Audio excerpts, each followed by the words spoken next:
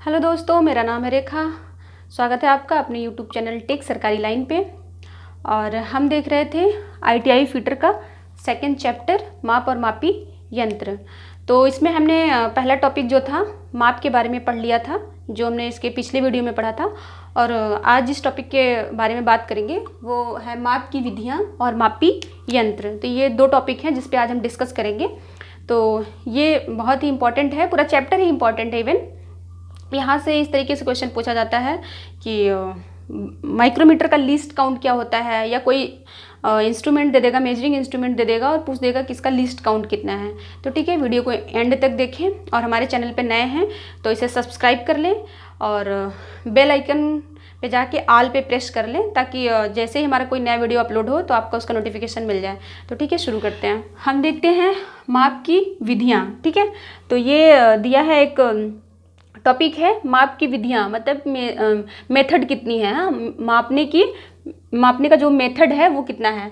तो ये 3 हैं। किसी भी चीज़ को मापने के 3 मेथड होते हैं। जैसे प्रत्यक्ष दिखाई दे रहा है, प्रत्यक्ष मेजरमेंट, अप्रत्यक्ष माप, तुलनात्मक। ठीक है, तो प्रत्यक्ष माप किसे कहते हैं।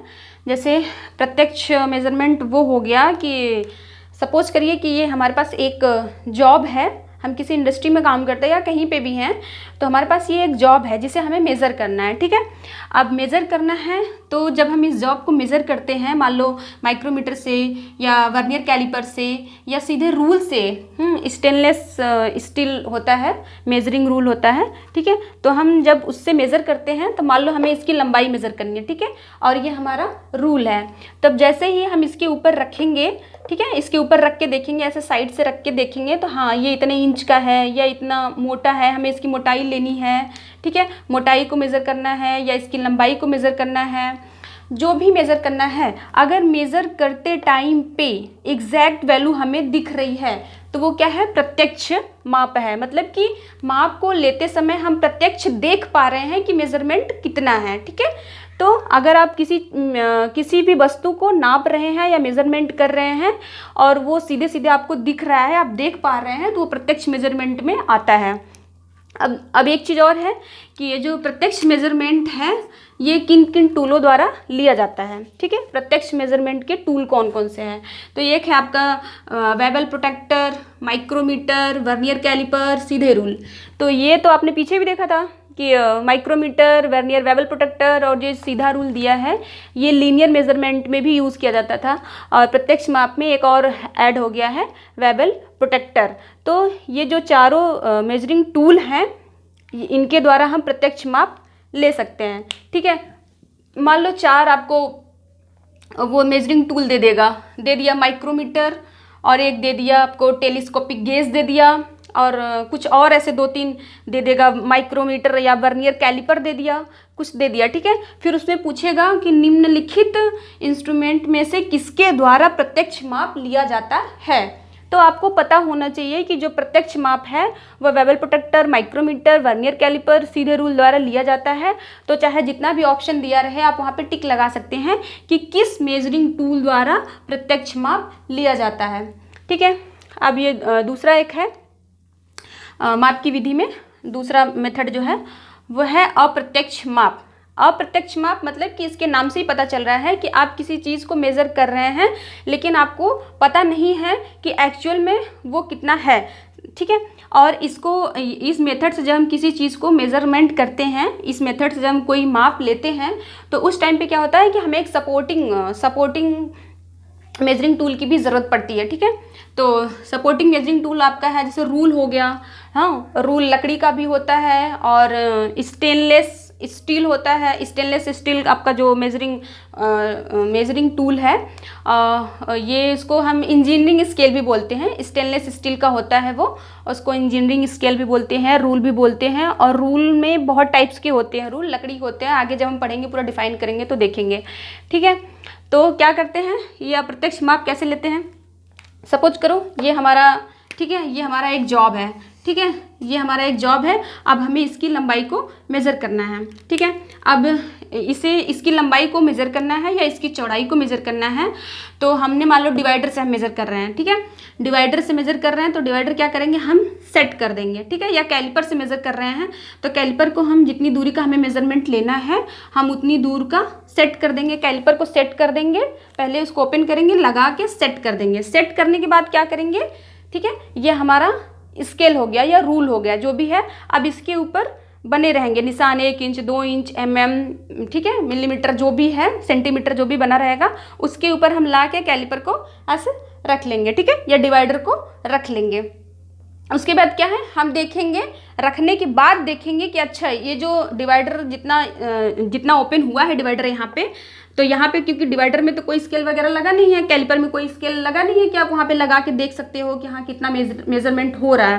तो हम इसको उठाएंगे, इस जो भी जॉब का जो भी जिस भी जॉब को मेजर कर रहे हैं वहाँ से कैलिपर या डिवाइडर को उठाएंगे, हम रूल पे रखेंगे। फिर उसके बाद हम देखेंगे अच्छा 2 इंच हुआ, 3 इंच हुआ, 4 इंच हुआ, इतना सेंटीमीटर हुआ, इतना mm हुआ, जो भी हुआ फिर हम वहाँ से देखेंगे। तो समझ में आया, इसका मतलब ये है कि अप्रत्यक्ष जब हम इसका मेजरमेंट ले रहे हैं तो हमें प्रत्यक्ष यहाँ पे पता नहीं चला कि इसकी लंबाई कितनी थी या इसकी मोटाई कितनी थी, ठीक है। हमें यहाँ से यहाँ पे जिस मेजरिंग टूल को हमने रखा हमें तुरंत वहाँ पे प्रत्यक्ष नहीं पता चला, उस मेजरिंग टूल को ले जाके हमको रूल के ऊपर रखना पड़ा, फिर हम वहाँ पे जाके देख पाए हैं कि इसका मेजरमेंट कितना था, ठीक है। तो ये आपका हो गया अप्रत्यक्ष मेजरमेंट। अप्रत्यक्ष मेजरमेंट में आपको एक सपोर्टिंग टूल की भी ज़रूरत पड़ती है, जैसे रूल हो गया, ठीक है। और अप्रत्यक्ष माप किसके द्वारा लिए जाते हैं, कैलिपर के द्वारा, टेलीस्कोपिक गेज के द्वारा, डिवाइडर के द्वारा, ठीक है। तो ये भी पूछता है, कई सारे आपको मेजरिंग टूल के नाम दे देगा, 4 ऑप्शन दे देगा और उनमें से पूछ देगा कि निम्न में से प्रत्यक्ष अप्रत्यक्ष मेजरमेंट किस टूल के द्वारा लिया जाता है। तो ठीक है, आई होप कि क्लियर हो गया होगा। तुलनात्मक माप, तुलनात्मक माप तुलनात्मक माप जो ये इसके मेथड में है, इसकी विधि में एक दिया है तुलनात्मक माप। ये बहुत ज़्यादा फेमस तो नहीं है लेकिन हाँ यूज़ होता है, जहाँ पे ह्यूज अमाउंट में प्रोडक्शन वगैरह होता है तो वहाँ पे इसका यूज़ करते हैं। तो तुलनात्मक से इसके नाम से ही पता चल रहा है कि ये तुलना करने को बोल रहा है, ठीक है, तुलना करने को बोल रहा है। तब तुलना कैसे करेंगे, इसमें जॉब को, जैसे कि हम किसी इंडस्ट्री में काम कर रहे हैं, वहाँ पे बहुत सारा पेन बनाया जा रहा है या फिर बहुत सारा साबुन बनाया जा रहा है, कुछ भी आप इमेजिन कर लो, एनीथिंग जो भी आप समझ सकते हो, तो वो बनाया जा रहा है और उसको हमको मेज़र करना है। तो उसके लिए क्या करेंगे कि कंपनी या जहाँ पे भी वो चीज़ प्रोडक्शन हो रहा है तो वो एक मास्टरपीस अलॉट कर देता है, ठीक है। सपोज करो ये हमारा मास्टरपीस है। अब मास्टरपीस क्या होता है, मास्टरपीस एक स्टैंडर्ड वैल्यू से बनाया गया होता है, मतलब कि उनको जो मास्टरपीस होता है उसको अच्छे से माप के मेजर करके सही ढंग से उस पीस को बना के रख दिया जाता है, उसमें कोई त्रुटि वुटी नहीं होती है, ताकि उसके द्वारा दूसरे जॉब को तुलना करके देखा जा सके सही है बना है या गलत बना है। क्योंकि किसी भी इंडस्ट्री में आप काम कर रहे हो तो वहाँ 100-200 इंजीनियर नहीं रहते हैं, 100-200 प्रिसीजली मेजरमेंट करने के लिए लोग अवेलेबल नहीं रहते हैं जो एक्यूरेसी से मेज़र कर सकें। तो जैसे कि जो छोटे वर्कर होते हैं या फिर जिनको अच्छे से मेज़रमेंट नहीं करने आता है तो ज़्यादा वहाँ पे टॉलरेंस नहीं देते हैं कि आप बहुत ज़्यादा प्रोडक्शन को ख़राब करो, जो भी चीज़ें उत्पादन में आ रही हैं आप उल्टा सीधा मेज़रमेंट करो, तो ऐसा नहीं है। तो कंपनी इन सब चीज़ों से बचने के लिए, इंडस्ट्रीज़ बचने के लिए मास्टरपीस भी बनाती हैं और उस मास्टरपीस के द्वारा तुलना करके हम देख लेते हैं आसानी से कि जो जॉब हमने बनाया है या जो प्रोडक्ट हम बना रहे हैं वो एग्जैक्ट इसकी तरह है या नहीं। सपोज करो ये मास्टरपीस है और ये हमने बनाया है, ठीक है। अब ये दोनों की हम तुलना कर रहे हैं, ठीक है। हाइट तो ठीक है लगभग, ठीक है, हाइट तो ठीक है, लेकिन इसका जो कैप है, इस कैप का ये जो हुक जैसा कुछ दिया है फंसाने के लिए, इसकी जो चौड़ाई है और इसकी जो चौड़ाई है, ठीक है, ये इसकी चौड़ाई ज़्यादा है। तो मास्टरपीस से तुलना करने पे हमें पता चल रहा है कि ये एग्जैक्ट इसकी तरह नहीं बना है, मतलब इसमें फॉल्ट है, ठीक है, एरर है। तो इसको हम क्या करेंगे, हटा देंगे, ठीक है। तो यही काम होता है इसका, तुलना करके, किसी जॉब की तुलना करके मास्टरपीस से हम देखते हैं कि मेजरमेंट सही है नहीं है, जॉब सही बना है या नहीं बना है, ठीक है। तो तुलना करके भी हम देख सकते हैं। अब एक टॉपिक दूसरा जो दिया है, मापी यंत्र, ठीक है। मापने मतलब जो इंडस्ट्री में हम काम करते हैं तो क्या करते हैं कि किसी भी जॉब को मेज़रमेंट करने के लिए कई तरीके के हमें इक्विपमेंट की ज़रूरत पड़ती है, ठीक है। तो उसमें जो इक्विपमेंट होते हैं वो दो तरीके के इक्विपमेंट होते हैं जिसके द्वारा हम मेजरमेंट करते हैं। तो एक जो है साधारण मापी यंत्र, दूसरा है सूक्ष्म मापी यंत्र। पहला है साधारण मापी यंत्र, दूसरा है सूक्ष्म मापी यंत्र। तो साधारण मापी यंत्र जो होता है उसके द्वारा हम मीट्रिक पद्धति में, मतलब कोई भी मेजरिंग टूल हो, कोई भी एनीथिंग, लेकिन जिसके द्वारा मीट्रिक पद्धति में 0.5 mm और ब्रिटिश पद्धति में 1/64 इंच ऊपर जो लगा हुआ है ये इंच का सिंबल है। ठीक है, अभी हम आगे पढ़ेंगे। वो ऊपर जो लगा हुआ है ना, ये ऐसे जो लगा होता है ये इंच का सिंबल है ऊपर। ठीक है, 1/64 इंच। ठीक है, यहाँ पे ऐसे तो ये इंच का सिंबल है। तो कोई भी ऐसा मेजरिंग टूल, कोई भी हो एनीथिंग, कोई भी ऐसा मेजरिंग टूल जिसके द्वारा मीट्रिक पद्धति में 0.5 mm और ब्रिटिश पद्धति में 1/60 इंच तक मेजरमेंट लिया जा सके, वे साधारण मापी यंत्र में आते हैं। ठीक है, और दूसरा क्या है, सूक्ष्म मापी यंत्र। सूक्ष्म मतलब इसके नाम से ही पता चल रहा है, सूक्ष्म मतलब बहुत कम, मतलब कि मिनिमम से मिनिमम कितना कम आप मेज़र कर सकते हैं। जैसे कि बाल का मेज़रमेंट ले लें आप ठीक है, बाल की मोटाई कितनी है, ये क्या हो गया, बहुत सूक्ष्म हो गया। ठीक है, तो सूक्ष्म मापी यंत्र में कौन से आते हैं, मीट्रिक पद्धति में 0.01 मिलीमीटर और ब्रिटिश पद्धति में 0.001 इंच। ठीक है, ब्रिटिश पद्धति में 0.001 इंच तक और मीट्रिक पद्धति में 0.01 mm तक जिस भी मेजरिंग इक्विपमेंट द्वारा ये मेजरमेंट लिया जा सकेगा वे सूक्ष्म मापी यंत्र के अंदर आते हैं। अब जैसे माइक्रोमीटर, वर्नियर कैलिपर, ठीक है, ये क्या है, सूक्ष्म मापी यंत्र हैं। ये जो आपका हो गया ना मीट्रिक पद्धति, ये जो दिया है 0.5 mm मीट्रिक पद्धति में, ये क्या हमारा जो स्टील रूल होता है ना, ठीक है, स्टील रूल, ये स्टील रूल 0.5 mm तक मेज़र कर सकता है। ठीक है, साधारण मापी यंत्र में स्टील रूल भी आता है।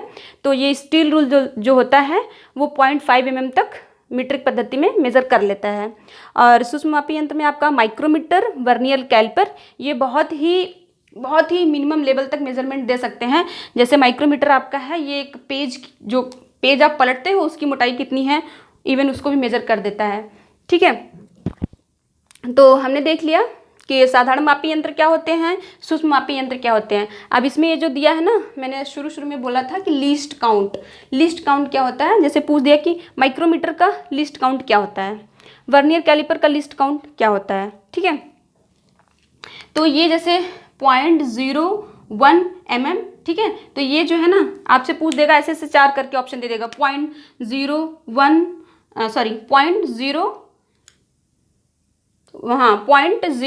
mm और 0.001 इंच ऐसे कर देगा। फिर या तो ये कर देगा कि 0.001 या फिर ऐसे कर देगा 0.001 इंच या फिर 0.01, हाँ, या फिर इधर 0.1 ऐसे करके 4 ऑप्शन दे दिया उसने। ठीक है, 4 ऑप्शन दे दिया।